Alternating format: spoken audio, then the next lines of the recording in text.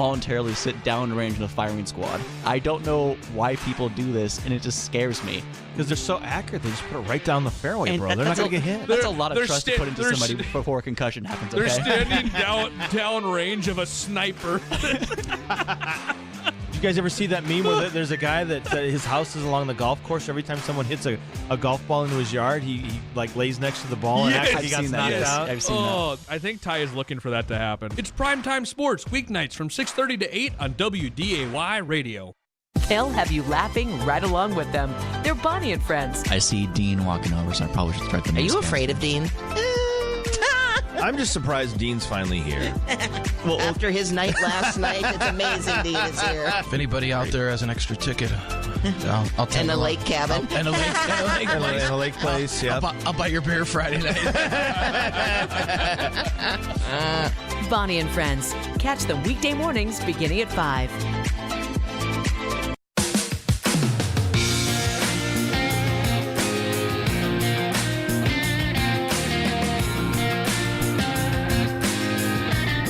And welcome to Weather and Ag in Focus. Want to thank everybody for joining us this afternoon. You're welcome. I'm Chief Meteorologist Dean Wysocki, along with meteorologist Justin Storm, and our wonderful, talented Ag Director Bridgette Readel. It's Friday, thank goodness. Surprised you didn't play your sound effect. I don't know where you put it. It's in there. You got to read them, though. Make you work on a Friday. Yeah. I get it. It's okay. We'll find it's it. towards the bottom right. We'll find it during break. It says Dean Brop Brop. Okay. Oh, boy. Oh, hey, what a day yesterday. Yesterday evening, man. yeah. Wow. West Fargo got socked with hail. Quarter North of size to Mapleton wall. as well. What's that? Mapleton? North of Mapleton, just Yeah. north of like 2 miles off the interstate. In fact, if you are listening and you're out and you have any damage in the ag community, would love to hear from you. 701-293-9000 on a Red Wing Shoes hotline, just to see how much damage did you receive, and total loss. I heard some reports out in West Fargo. Some of the corn was just ripped to shreds from the hail. So hopefully that's not our case. And what about our field? How did our field fare, Bridgette? Well, Jim Euland, our farmer cooperator, who is nice and close to us, or to our field, I should say, he went and checked. He said hail was close, but we did not have any on our field. About 2 miles south of our field, more hail fell. He said, yes, you get 2 miles west of West Fargo, like that 12th Avenue area, major defoliation of both corn and soybeans right now. So you got to think about this in terms of which plants can rebound as best possible. Soybeans, well, we used to stress them on purpose back in the late 90s for white mold control. So the soybean leaves at this stage will likely spring back. A little stress might even help their yield in some cases if there was only minor defoliation. You strip a whole plant, you break that off, wreck the growing point, different scenario. Corn leaves as well, they don't rebound quite as quickly. There's not a Band-Aid that you can put on. We do see that folks get excited about putting a fungicide on after this in order to act as kind of that invisible shield to prevent disease spores from entering the plant and causing further problems throughout the growing season. Yeah, it was, I know, what was it, Justin, out at the Caterpillar plant, 50, 60 cars, something like that, with some That's bad. Big old hail damage. pretty heavy hail damage out in West Fargo there. So, yeah, it was... Yeah, it was a fun little storm there. It was Wow. reports all the way from Castleton into, let's see, what North would of that be? Mapleton? Clay County, out by, I can't think of the town right now. I could probably just zoom over here. It looks like Tansum, Barnesville. Basically, pea-sized to 2-inch hail fell through that entire swath of area. So that's a good track for some hail, and that's about 40 miles worth of hail that fell out of that storm. And Right. I knew that some people were saying that it almost looked like you needed a snowplow to come out and get the hail off of the roads. Well, in some spots they did in some areas. I saw some social media posts where a guy was literally snow blowing the hail out of his parking lot. I'm not kidding you. It was yeah. Now, okay, I have a question for y'all, weather-wise. With a 40-mile swath like that, would you consider that an average length of a hailstorm? Would that be larger than average? Is there any way to even judge such a thing? I mean, I wouldn't categorize it as an overly long swath. If Okay. anything, for the standpoint of severe weather, I'd probably say that's probably a little lower than average. Now, but Okay. Now the size of hail we got Yeah. is a little different story. yeah, if You know, you're talking 2-inch pea size, hail. yeah, if you're talking pea size hail, that length, that's But yeah, for the size of hail that we got, and it kind of pulsed up, pulsed down. There were some areas that did get the pea size, and then the quarter size, walnut size, but the thing that really amazed me from that storm is we picked up about an inch of rain here at the studio in about 15 minutes. So that extrapolate that out, that's 4 inches per hour, and normally you don't see rainfall rates that heavy. And with the exception, the monsoons down in Arizona, they come down fast and furious, and this was kind of something similar to that. It really was intense. As the crow flies, I'm not overly far from Fargo, and I was actually in Devil's Lake, North Dakota yesterday, which did not receive anything, but we did see showers moving all around us, could see a lot of that building in the region. But where I'm at in northern Cass County, we did see some rainfall here. It was probably only a 10th to a 15th of rain. I mean, it wasn't very much, but it came so quickly. It came gushing out of our rain spouts and literally overshot the rain barrels. So my rain barrels hardly captured any of that because of the intensity. I thought that was pretty wild. Yeah, it was. Yeah. It was something we don't often see, not rainfall rates that heavy. And it's a good thing. A lot of times you'll get something, you get what they call training effect, where the storms keep going over the same area. Thank goodness these were moving at a pretty decent clip, because if these were slow movers, that would not have been good. That would not have been good at all. It would have been a bigger mess. What's that, Justin? You picked up I was some? going to say, we picked up about an inch of rain up in Grand Forks. Yeah, and there were some areas that didn't really pick up much at all. I know, I believe North Moorhead picked up just under 0.2, and I believe the airport hardly got a thing. It was less than 1/10 of an inch. So again, yeah, there were some areas that got quite a bit of beneficial rain, and some areas that just kind of got missed out altogether. And there's not a whole. And also, again, for those who did have storm damage in your fields, we'd like to hear about that. We'd like to know what happened for any field damage. So if you want to drop us pictures, you can. Ag or weather at flagfamily.com. You can call us at 701-293-9000. That's the Red Wing Shoe phone line. We'd be happy to hear what's going on in your neighborhood weather-wise right now. Yeah. That would be good. And thankfully, no more storms like that in the forecast. We've got a pretty quiet weekend. Today, just a lot of smoke. Those aren't clouds. That's all smoke aloft. And some of that has made it down to the surface. Air quality alerts are in effect across the area. So if you have to spend time outdoors and you're sensitive in terms of asthma, stuff like that, might want to limit your time outside. Temperatures currently in the 70s, although the far southern valley and then down towards Fergus and points southward already in the 80s, where the smoke is a little bit thinner. And we'll top out close to 80 today. Breezy conditions, breezy all weekend, with temperatures cooler than normal, mid-70s Saturday, low 70s on Sunday. Slight chance of a sprinkle or two, but I think most areas will be dry. Sunday might be a little different out in Lakes Country. A little better chance of rain there as an upper-level low kind of spins south out of northern Minnesota. So weekend looks okay. I was taking a look at some of our long-range models, and not this weekend, but the following weekend, that's when we do start to heat up. We're going to see some real summertime heat here for that last week in July. So get ready. It's going to be a hot one if you like the summer heat. And we're due. I just stay indoors. Sure. We're due. Right. Sure. Same. Just Justin and I are not exactly fans. We understand the importance of heat for certain things, but maybe not so much for us. I live this far north to avoid the 90s or 100-degree temperature. As long as our winters are, there is no complaining. I'll complain when heat arrives. We're supposed to be 80 degrees. I am so glad you didn't say. I thought Dean was going to launch into, well, it's a dry heat thing, and I was going to have to completely hang up.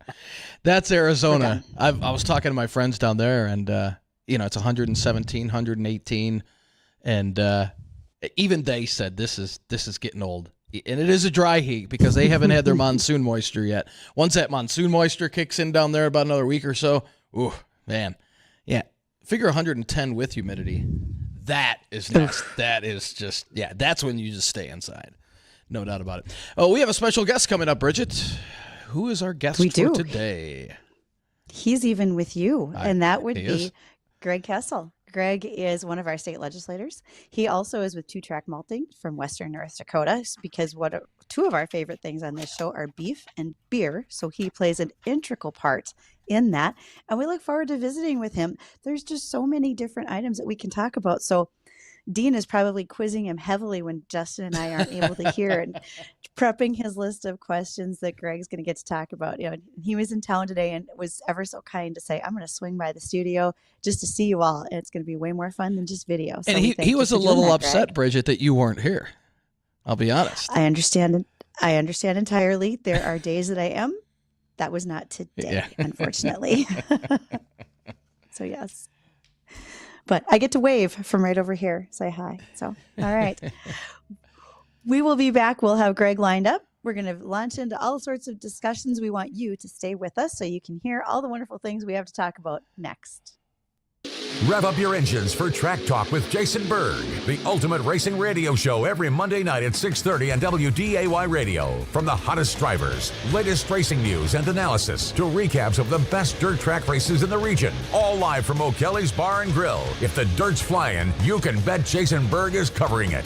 Track Talk is brought to you in part by Buffalo River Speedway, Randall's Excavating, Line X, Lewis Electric, Aggressive Towing and Recovery, and WDAY Radio. We did it again.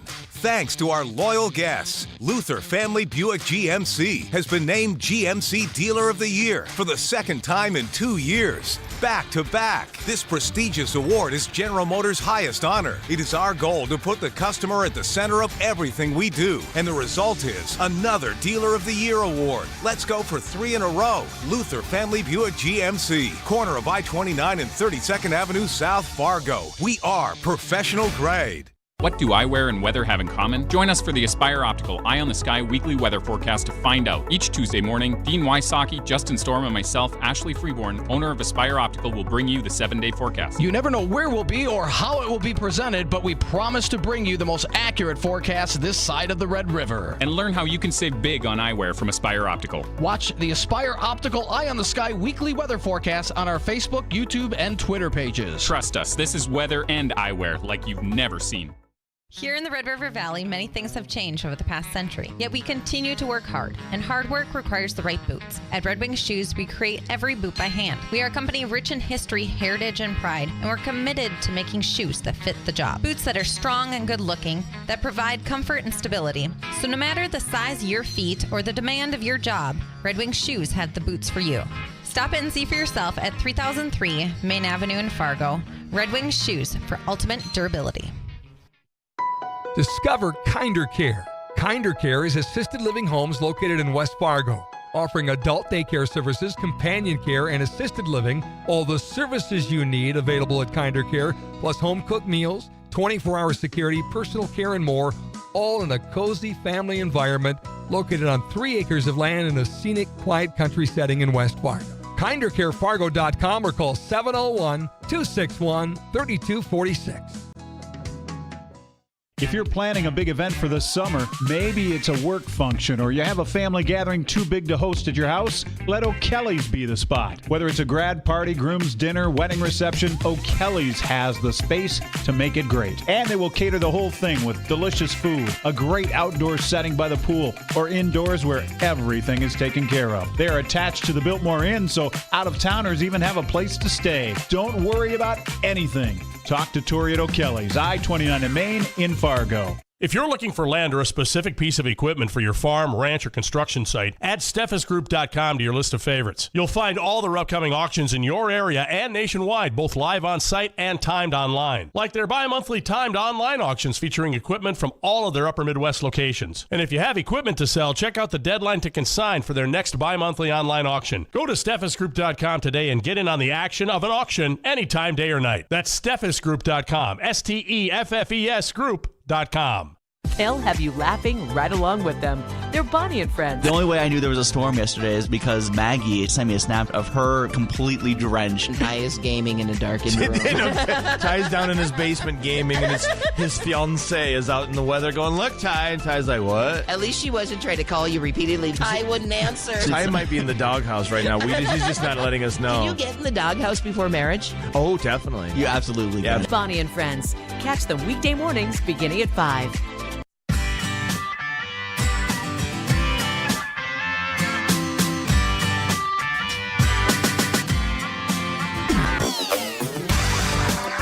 Welcome to WDAY Weather and Ag in Focus. Thank you for joining us. I'm Bridgette, Readel Ag Director, with meteorologist Justin Storm, Chief Meteorologist Dean Wysocki. He's paying no attention to the buttons. None. There we go. That's his.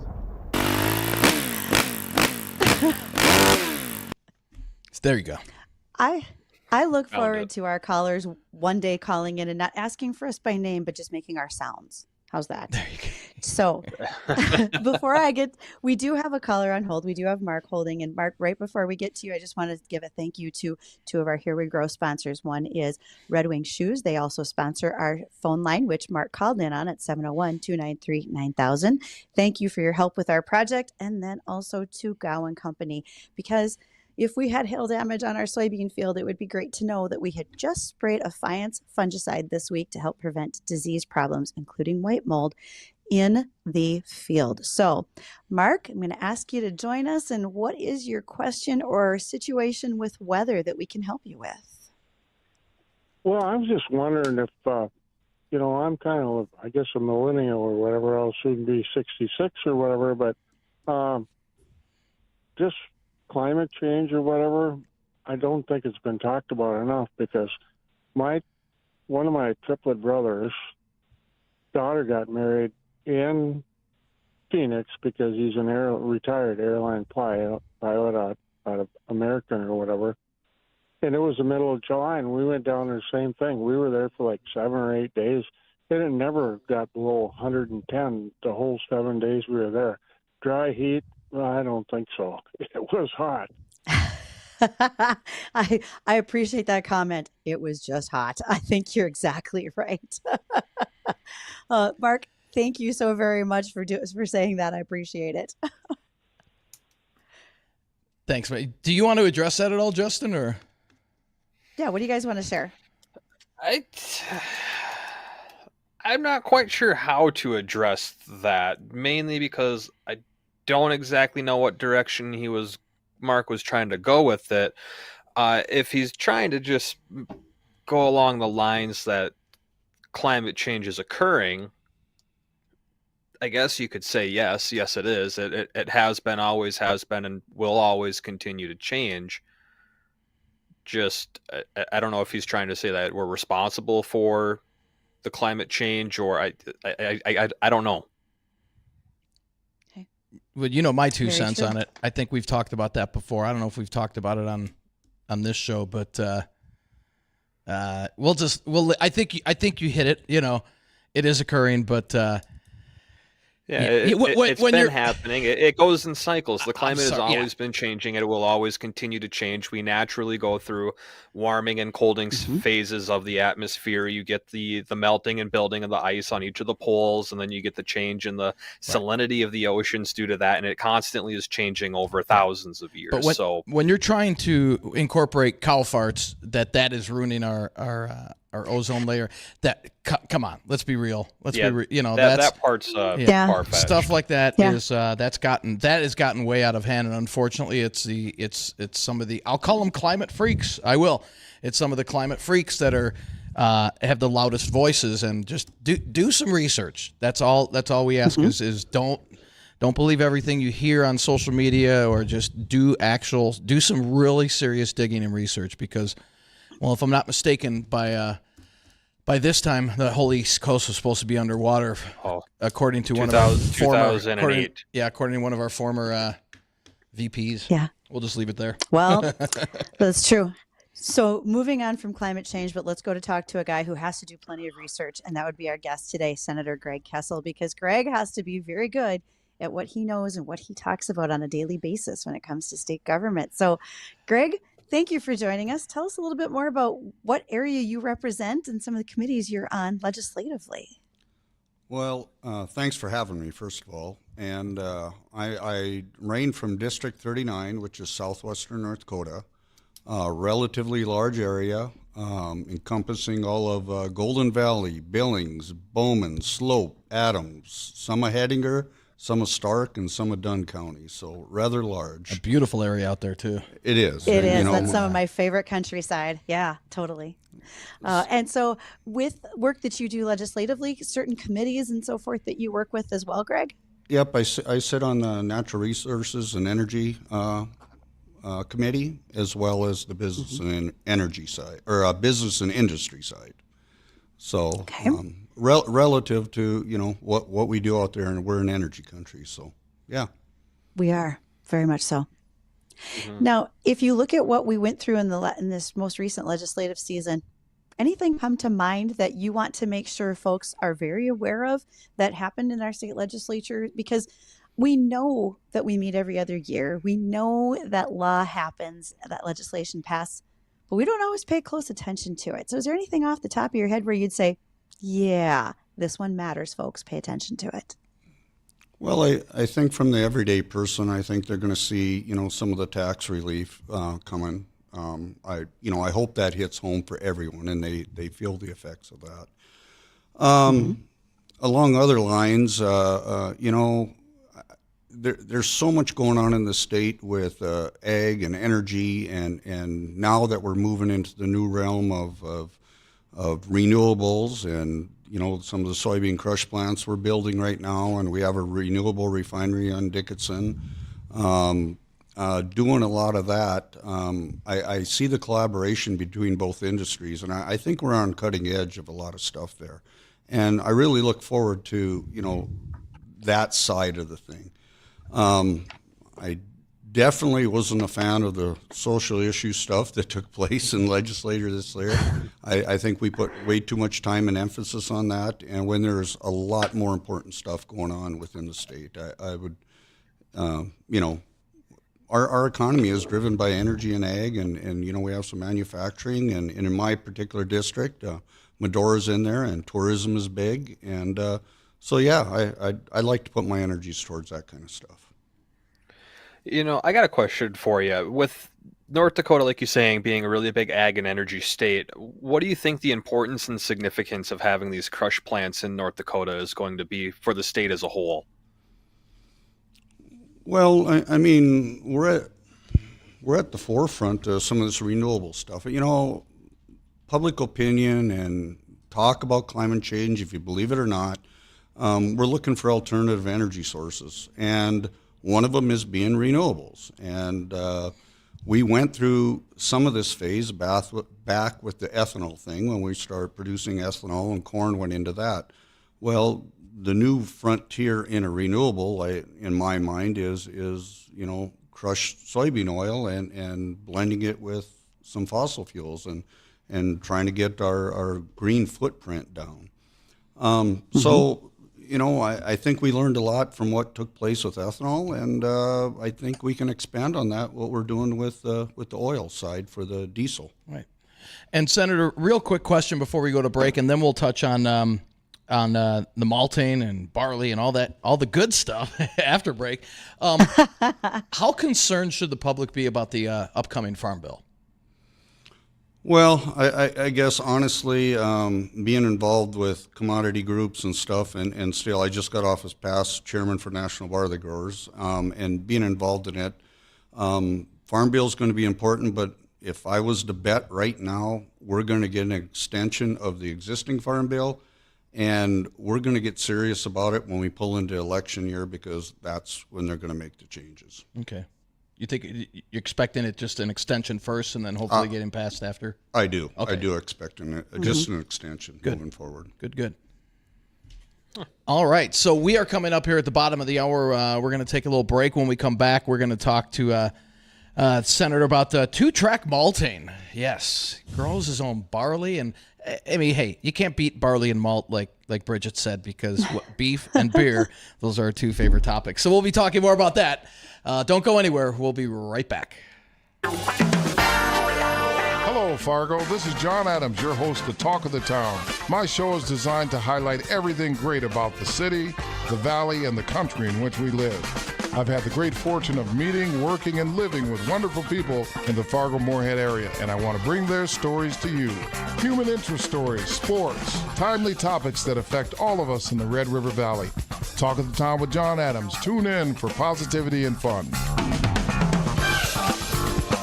You're invited to worship with us at Olivet Lutheran Church in Fargo. We offer a 9 a.m. Sunday traditional service with communion where all are welcome to participate. If you can't worship with us in person, you can always watch live or later on our YouTube channel. Following worship, we have time for fellowship with coffee and donuts and light service projects like packing up food for our food pantry. For more information, go to olivet.org. Encounter Jesus, experience grace at Olivet Lutheran Church on the corner of 13th Avenue and South University Drive, Fargo.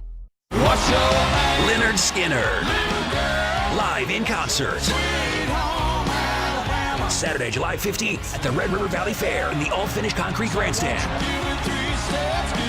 Leonard Skinner, back on the road in 2023. Tickets on sale now at redrivervalleyfair.com.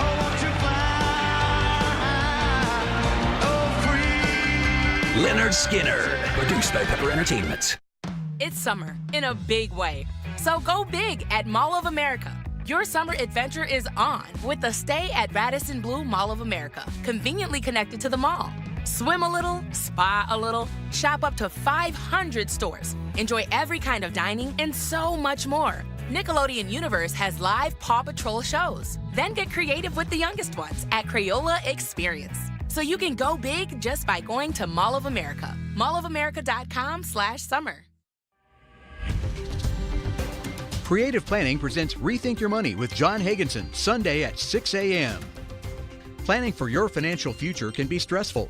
It involves investments, taxes, insurance, and estate planning. At Creative Planning, we have an entire team working for you, including wealth managers, CPAs, and attorneys, all in one place, all working together.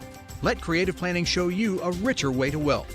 Visit creativeplanning.com. That's creativeplanning.com.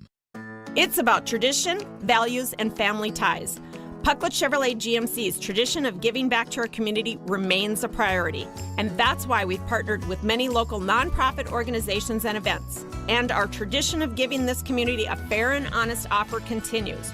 Right now, you can save over $6,000 on select new Chevy Silverado 1500s. We're Pucklet Chevrolet GMC in Valley City. Tradition, values, and family ties. See dealer for details.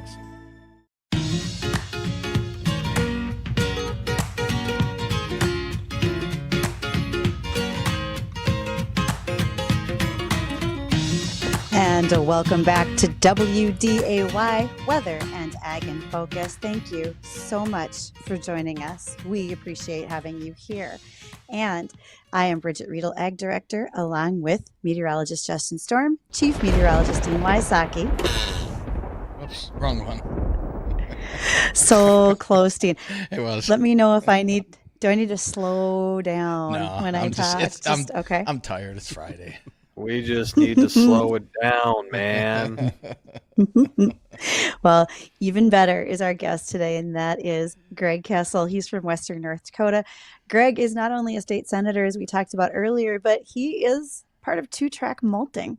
And some of our favorite things here are beef and beer. So we were very excited to talk about how you got into raising barley for malting, Greg.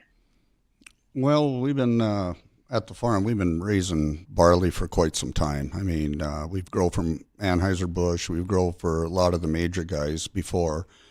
And some of my involvement is, as I was a county rep for the North Dakota barley as a county rep, and from that I got elected to the county or the barley council, which I was part of for 12 years. Being part of that, part of my duties were to I got the fortunate enough to go to the Craft Brewers Convention.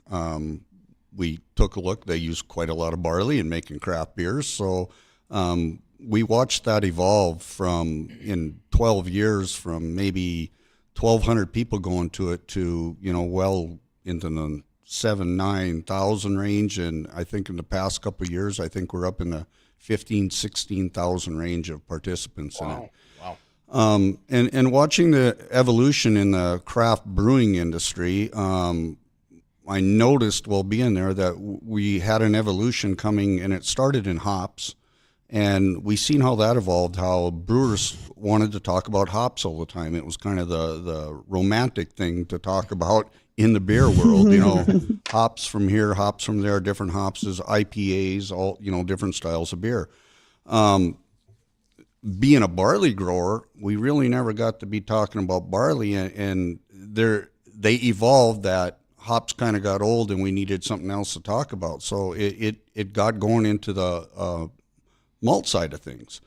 So, and as you talk to brewers and as we see they evolve, they're a unique bunch of people, and they wanted to know where their ingredients come from. So I'm watching the involvement in there, and I seen there was a niche here. They wanted to know the story. They wanted to know where it came from. There was a lot. They wanted to know, it may not necessarily be, it had to be organic or anything like that, but they wanted to know about it. They wanted to know about the growers. So we seen the involvement here, and I suppose 5 years ago, we had an opportunity to maybe take a look at getting into the malting business. Well, the Stober brothers out of Bismarck had started something, and they started doing some craft malting, and they heard that we were thinking about building a craft malt facility as well, so they approached me, and we partnered up, and hence we have 2 Track Malting today. And it's interesting because our brewers want a story to go behind their beer. They want to be able to tell that story behind that beer, and that's kind of where we evolved from, or where we came from. And you said you sell your barley, some of it, over to Anheuser-Busch, correct? I have. Okay. Yes. Obviously, they're pretty particular on the barley that they buy. So what separates good barley from like something Anheuser-Busch would buy, opposed to a lesser known brewer or a cheaper beer that would maybe buy a lesser brand of barley? What makes yours so special?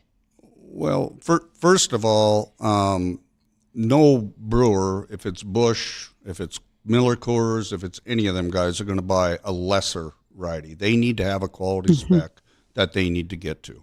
It might be a protein spec, it might be a plump spec, and obviously barley needs to be delivered in a living state. In other words, it needs to sprout, because if you don't sprout it, you can't make the conversion from a starch to a sugar. Okay. That's what the malting process is. So it's really not lesser, it's different levels of, let's call it, variety and styles of malt. The longer you steep it, the longer you kiln it, the longer it takes to convert, and then the longer you dry it to get you different, from a pale to a pilsner, all the way up to, a coffee malt, which is black almost, and that comes from roasting, which gives you different flavors that come out through your beer. So it's really pretty complex, but I wouldn't say that there's any brewer out there that would really brew with a lesser quality. It's all about quality. Okay. So when you're talking about what you're doing, for those who maybe have this question in their mind, there's the difference between 2-row and 6-row barley. What are you raising and why, Greg? Well, there is a difference. Here about, I'd say if you go back 6-8 years ago, a lot of the barley that was grown in the state of North Dakota was 6-row barley. And it was because of what was being procured by, again, the Anheuser-Busch people, maybe Rahr up here, whoever was buying the barley, they wanted 6-row, and it had to do with enzyme activity in the barley. A little higher enzyme activity in it when they malted it and then they brewed it. What has changed is, in my mind, what has changed is the craft brewing industry. They like 2-row barleys. They like that style of barley. And with the demand for 2-row, even the large brewers have switched from 6 to 2-row. There was a time, I'd say 60-70% of the barley in North Dakota was 6-row. Right now, I'm not so sure if we're at 10-15% 6-row. So quite some changes in that. And as far as us at 2-track, I mean, we're 2-row because of we like these lower proteins. We like that big plump kernel. We like what we get out of the 2-row. I will tell you that what you said about brewers wanting to tell the story. And when I've been in breweries, I mean, I barely go in them, right? I'm barely old enough to drink a beer. Wink, wink, nod, nod. But they make sure to tell you as a consumer of that beer that it is your barley, that it's from 2-track, and that it's right here in the state of North Dakota. And you're in a lot of places, Greg. Congratulations to you for doing that. That's awesome. Mm-hmm. Yeah, we kind of we hit kind of a unique plateau, and I hope someone's not fact checking me too much on this, but I believe we just hit 37 states, and since the first of the year, we have shipped into Mexico, we have shipped into Taiwan, and Jared, our marketing guy, and the guy that runs the plant, had just come back from China, and we're in the process of putting a container of malt ready to ship to China. Wow. So, yeah, things are going well. We're having fun with it, enjoying it. And yes, part of the whole 2-track thing is we tell a story. When you buy a bag of our malt, there's a QR code on there, or a SKU, whatever. Mm-hmm. You can take your phone, you can go onto that, and it'll go take you to a website that'll tell you the farm it was grown on, the field it was grown on, the year it was grown. It'll take you all the way to the bin it was stored in, how we bring it into the plant. I mean, you can get a story. If you were so inclined, you could get the story from that bag of malt from the day it was planted, the whole story on it. Wow, that's cool. That's excellent. Cool. Really cool. And so, I was wondering, ahead, how many Justin. different types of barleys are there? And for these different types of barleys that are grown, is there a difference in the flavor that they're giving when you brew with it, or you turn it to malt? Is there a difference in the flavor between these different varieties of barley? Well, we think there are. Now, there are different types of barley. You got 2-row and 6-row barley. And then you have forage barley, which is something that they make for hay. And then, some of the other stuff is going to go into the feed market. With that said, there's also waxy hullus barley, which is human consumption barley. And now in the state of North Dakota, we're a big player in the pet food market as well. You got folks like Anchor out here and some of these other guys that are playing in the pet food market, which is basically our standard barleys, but more grown with a feed grain in mind, so to speak. Maybe not quite managed as heavily as you have to manage a malt barley. Now, with that being said, within that realm, there are, at least a dozen varieties that you could utilize. And you are going to get some attributes from each of these varieties. Within each variety, you can also make, you could make a dozen or 15, 20 different malts out of that one in particular variety. So, I mean, the realm is quite large, what you could do. So to narrow it down to something unique like that, it's a little bit tough. Now, something else, I sat on a panel a few years ago, and if you guys are familiar in the grape industry, they have something what's called terroir. And basically, it's a variety of grape grown in a certain region under certain growing conditions in certain soils that give you different flavors. In a grape, for instance, you can have different sugar levels with maybe different flavors of that. This also happens in hops, and we believe that this happens in barley as well, because we've tried to grow a particular variety in different regions in North Dakota, and we are getting making different malts out of it. Not necessarily big variances, but when we're doing our process, we're doing single source malt. So we're not blending. We don't have a big 100,000 bushel bin that we're dumping, from several farms into one with, same moisture and same protein specs. Ours is coming from a single field. So we can actually, trace this so-called terroir to a certain extent.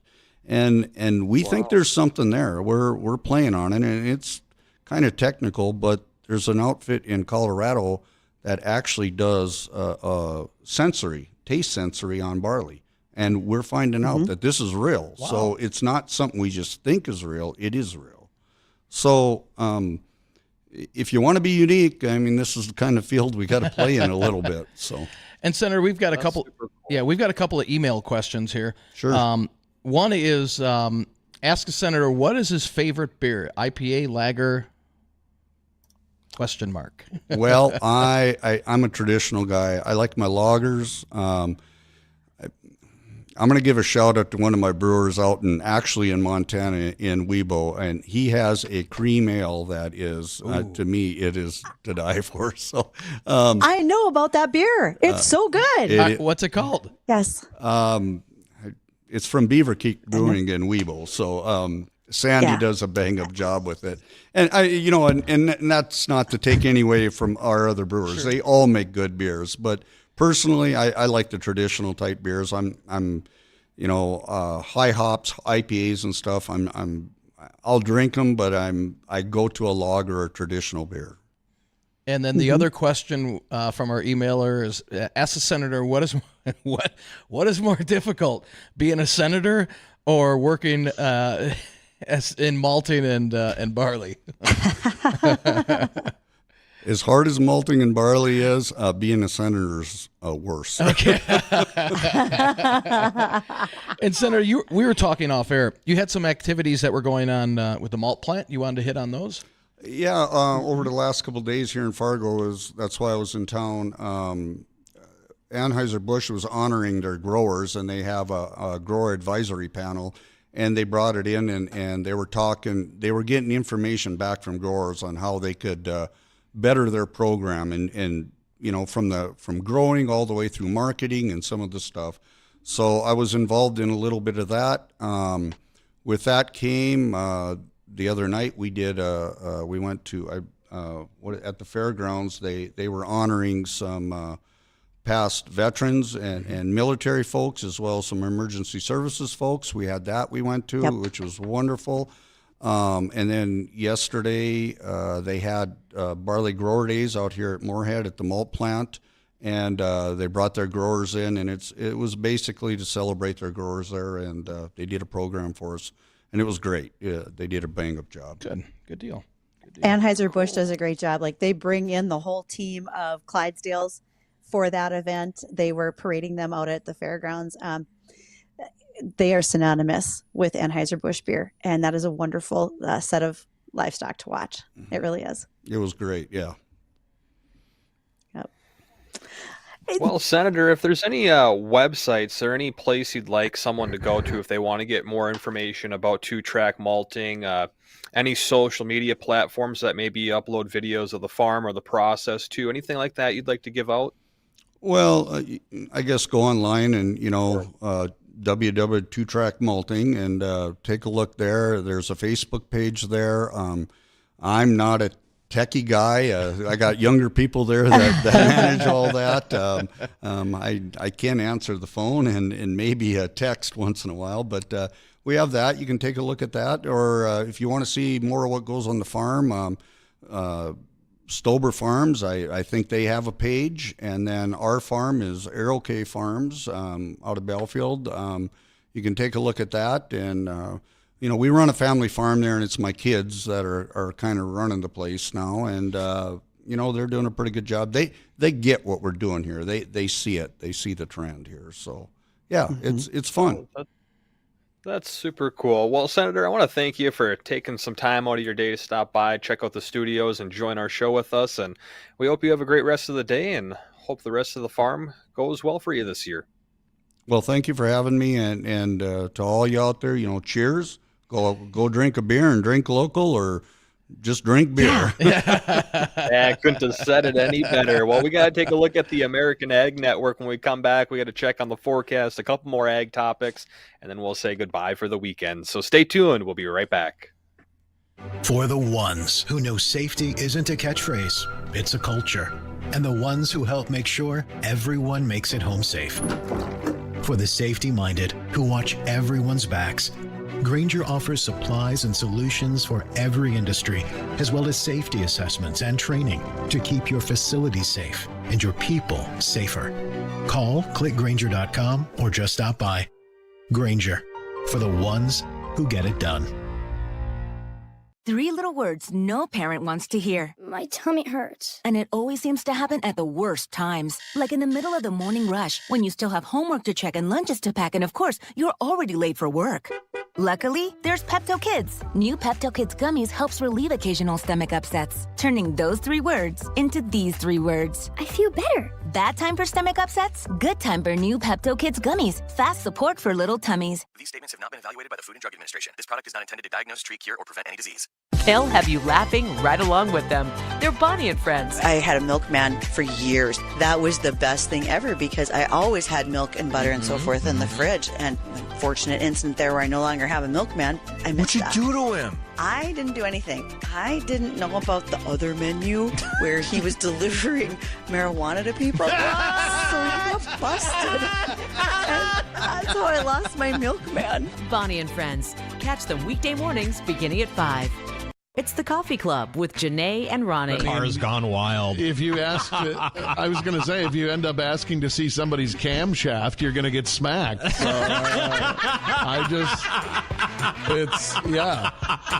They don't do it on a hot day. Right. There's no leather seats out there. Yes, exactly. I can't even talk right now. Your face is completely red from how hard you were laughing. The Coffee Club, weekdays 8:30 to 11 on AM 970 and 93.1 FM WDAY. Mixed action in the markets at midday. This is the American Ag Network. I'm Jesse Allen with this market update. We're being joined now by Arlen Suderman, Chief Commodities Economist at StoneX, for our market analysis. Arlen, as we look at the market trade on Friday, kind of a mixed bag. Corn, wheat up a little bit with soybeans down a little bit. What's your take in the grains here today? It's kind of a combination of fundamentals and technicals, and coming into the end of the week as well. We've seen the run on soybeans. As we look at the November contract, is pushing up against a triple top on the charts, what we're talking about, or what the way we would say it. And triple tops rarely hold. I mean, you usually go right on through, so that would suggest upside potential for that market. But traders a little bit reluctant to do that ahead of the weekend. And I think the other thing is we have a lot of farmers in the United States and Brazil both who want to sell on this market. So when they see it up there, they're selling as well. So it's making it difficult for that to push through. So pulling back on the soybeans. However, when we look at wheat, we're seeing some strength there in the hard red markets because of deteriorating crop ratings in the northern plains in Canada due to dryness, both of those due to dryness, and due to dryness in Russia's spring wheat belt as well. That's providing support for the hard red wheat markets. Chicago's kind of along for the ride, also finding some support from expectations that the Ukraine grain initiative is likely to not be extended, although there's been reports in both directions here today. But Chicago kind of following along. Corn kind of following along as well, looking ahead to next week's crop ratings to see if we continue to see that support there of better ratings or not. All right. Well, we appreciate the update as always. Arlen Suderman, Chief Commodities Economist at StoneX, joining us here today for the American Ag Network. That's Checking the Market Trade this hour. I'm Jesse Allen reporting.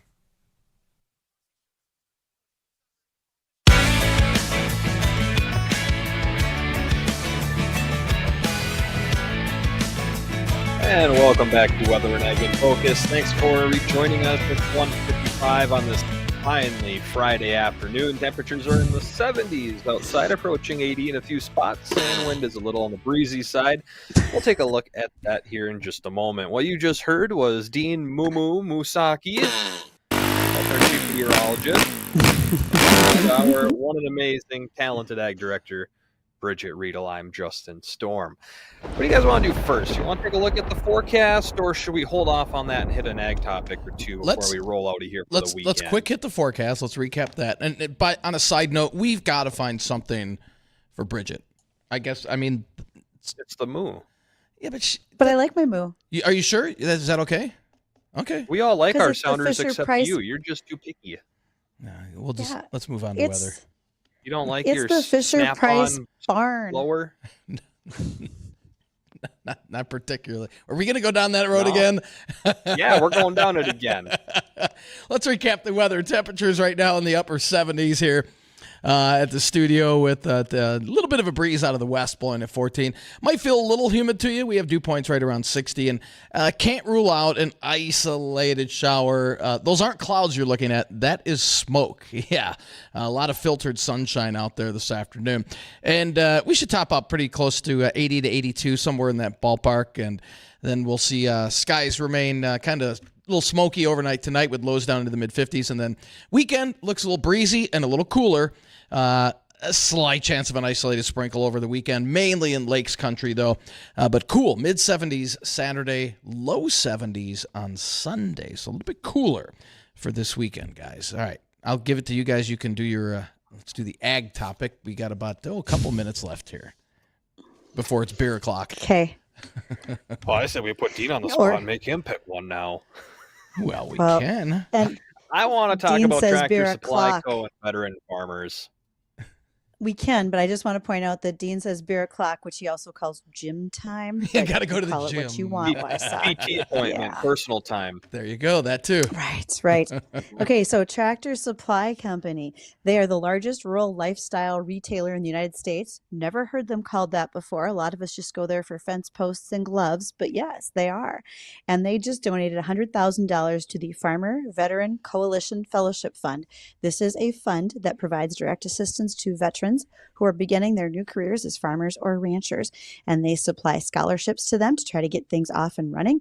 They've done that in places like Montana for a gentleman who has a traditional hay and stocker cattle operation, but also raises organic produce and field cut lavender. And as of late, we seem to be talking a bit about lavender. Also, there's a spot in New Mexico. After 6 deployments, Tim Zamora retired, and he's fully committed to the family farm. He's got 490 fruit trees, 9 head of cattle, 2 horses on 21 acres, and he's looking to make that a bigger operation. So thank you, Tractor Supply, for what you do for our veterans who now farm and ranch. Awesome. Hey, right on. And do you think we can hit one more in 40 seconds? Because I know that Dean has always wanted a potbelly pig. He wouldn't stop talking about it yesterday before the storms came in. Maybe, Bridgette, you can give us a few healthcare tips for potbelly pigs. Some people do get them instead of dogs. And when you do that, I don't think you're aware of the fact that potbelly pigs require a little extra dental care. Apparently, they have terrible teeth.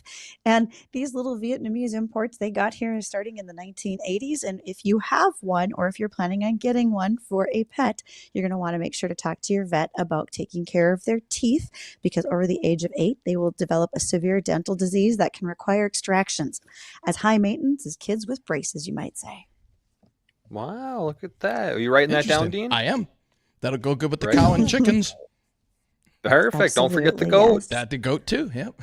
Can't forget Billy. Goats are jerks. No, you cannot. Well, that's going to wrap it up for the show today. Hope everyone out there has a great weekend. We'll be back on Monday from 1 to 2 o'clock in the afternoon. The Jay Thomas Show with Tim Flackel is coming up next. AM 970 and FM 93.1, WDAY, Fargo, Moorhead, West Fargo.